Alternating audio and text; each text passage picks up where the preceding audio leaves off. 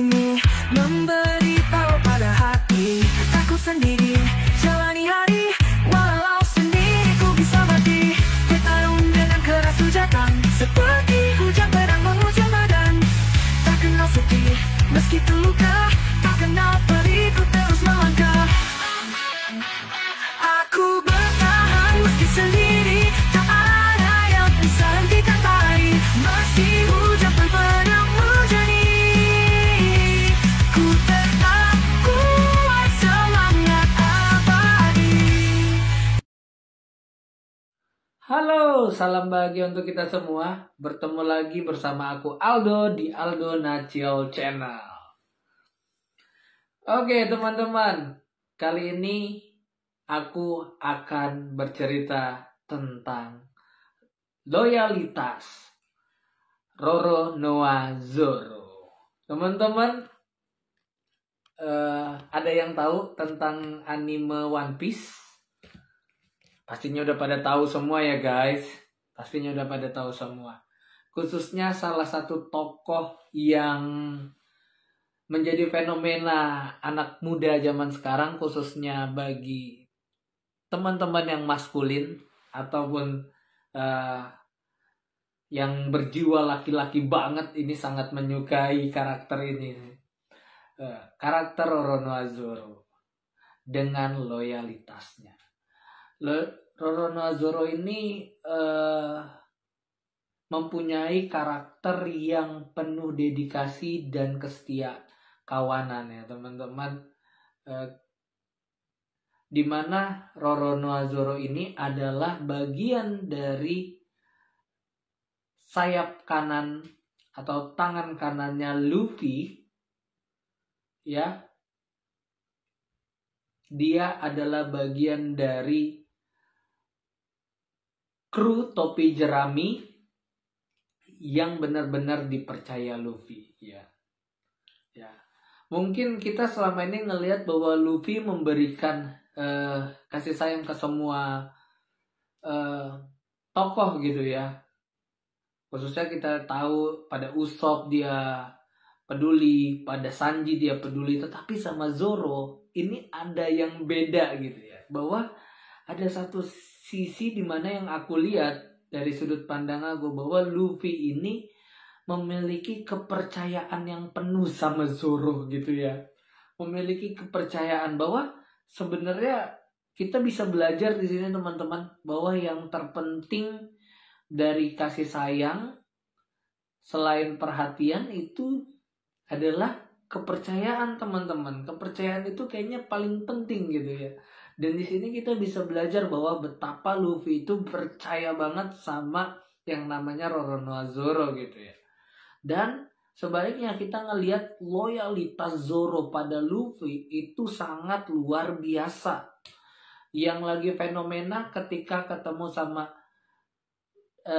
Dewa Bajak Laut, dia ketemu,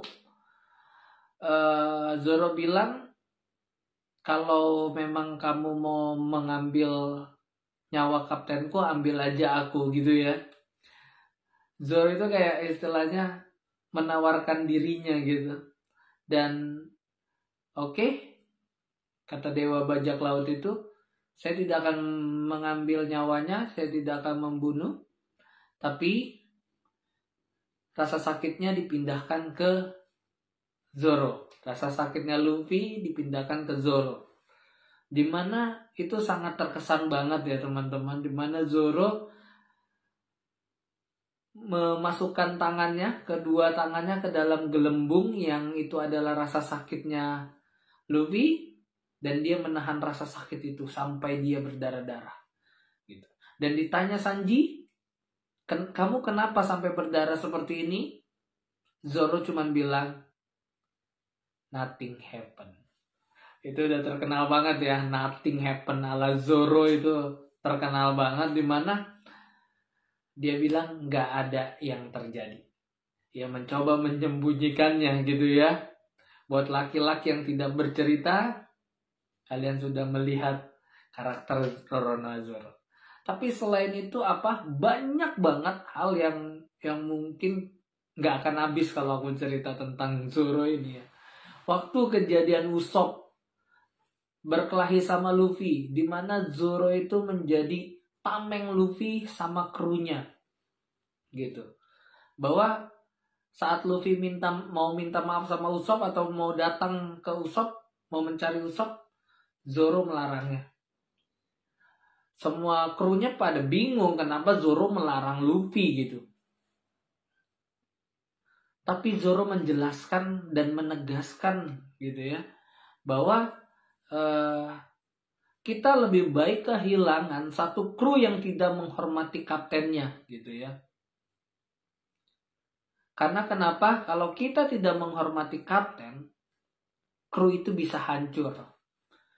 Itu yang dijelaskan oleh Zoro ya pada saat itu. Dimana benar-benar mungkin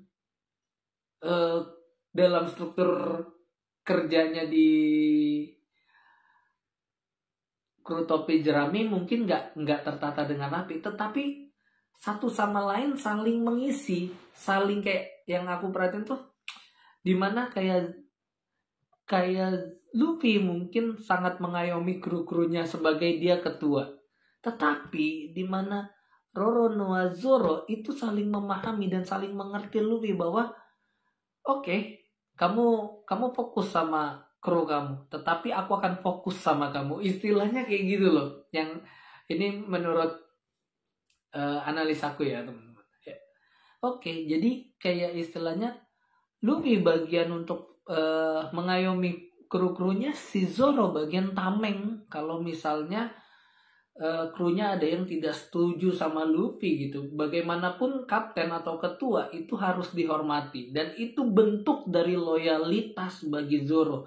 Dia tahu bagiannya dia gitu ya, dia tahu bagiannya dia, dan Zoro ini selain loyalitas, dia itu kayak penganut stoikisme ya, yang orang bilang tuh kayak dia itu tipe yang kayak dia itu nggak terlalu memikirkan hal-hal kecil, nggak peduli omongan orang apa tentang dia jahat atau nggak peduli dia dicap penjahat, nggak peduli dia dihina gitu ya, dia nggak peduli gitu.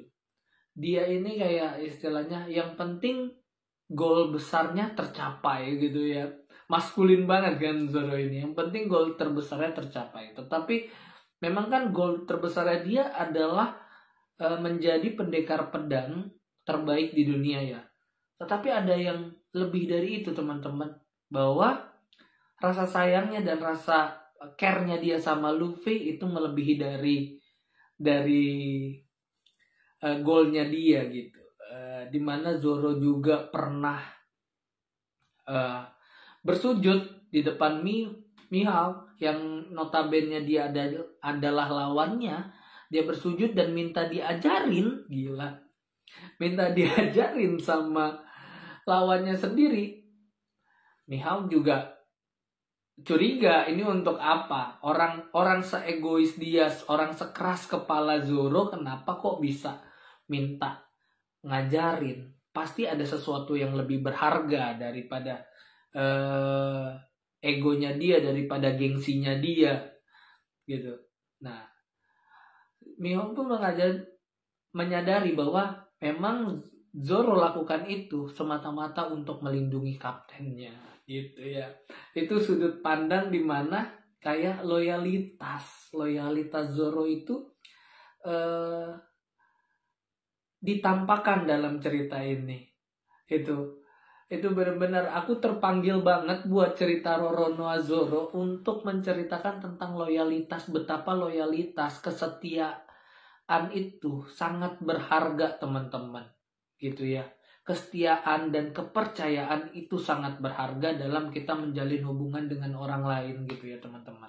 Dan ada satu pesan lagi terakhir, aku akan berbagi pesan tarot untuk teman-teman ya. Selain tadi kita mempelajari karakter Roronoa Zoro, aku juga akan berbagi pesan untuk teman-teman untuk saat ini. Ya, oke. Teman-teman, kita belajar sambil bermain ya teman-teman. Gitu.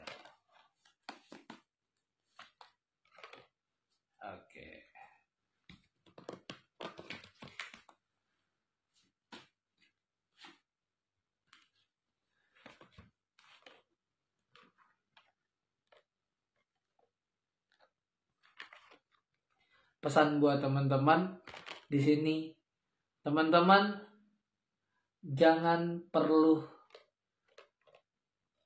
takut dengan apa yang kamu buat selama ini. Kenapa?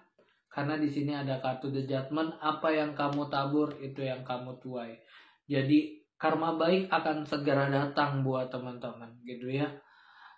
Selain tadi kita belajar kesetiaan dan kepercayaan, teman-teman di sini diminta untuk lebih percaya kepada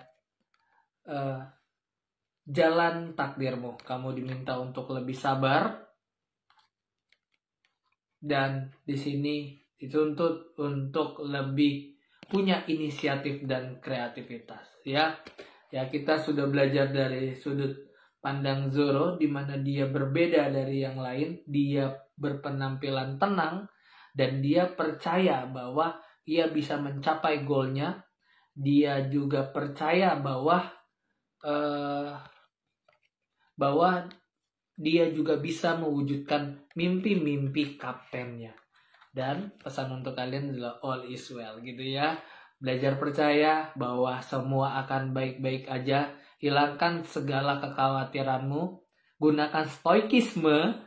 Itu juga bagus untuk kalian, gitu ya. Agar kalian tidak terlalu memikirkan hal-hal kecil yang bisa merusak kalian. Jadi kalian fokus sama hal-hal besar pada goal-goal kalian dan lakukan dan percaya. Itu untuk hari ini. Oke teman-teman, jangan lupa bahagia. Salam bahagia untuk kita semua.